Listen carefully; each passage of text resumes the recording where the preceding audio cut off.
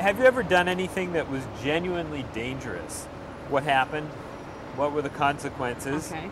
And how did you feel about it? Was it a positive or a negative experience? I did do something that was genuinely dangerous once. I look back at it and I think, yeah, I could have died, but the experience was incredible.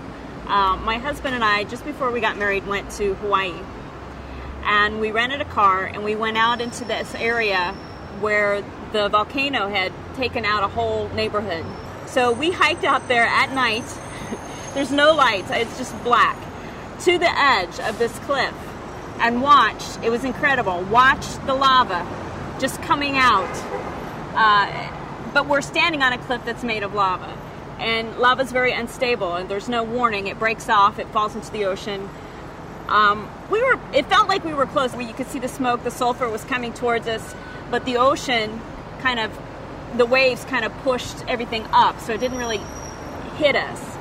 I kept hearing popping noises. I was getting nervous. My husband was definitely nervous. That's probably the most dangerous thing I've ever done. But it was incredible experience. Well, I went skydiving a few years ago. I actually did not think it was insane. I did not think that it was dangerous or anything. I went because I thought that it would be fun and exciting, and I almost died.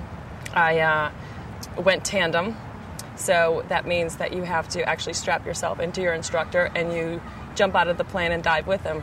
And we were supposed to have a 35-second free fall, and which basically means that you kind of enjoy the fall for 35 seconds before you have to release the chute. So when we jumped out of the plane, we started spinning uncontrollably for 28 seconds. After 28 seconds, he released the parachute, and we jerked up into the air, and we thought everything was fine, and then all of a sudden we started crashing to the ground again at a rapid speed. So he had to use his reserve parachute, so he opened up the reserve parachute just in time for us to go crashing into a cornfield miles from where we were supposed to be. When I finally came to, I didn't pass out or anything, but I think I was just stricken with shock. I realized that my instructor was gone and he was nowhere to be found. So I had to find my way out of the cornfield. It felt like it took hours. I don't actually know how long I was in there for. But when I finally found my way out, a Jeep came and found me, and it ended up being people from the skydiving school. I was on the subway. I was in the subway, and I had picked up my money from work. And so I had my money in a little envelope, and I was walking down on the tracks, and and a gush of wind came, and it threw my envelope into the train tracks.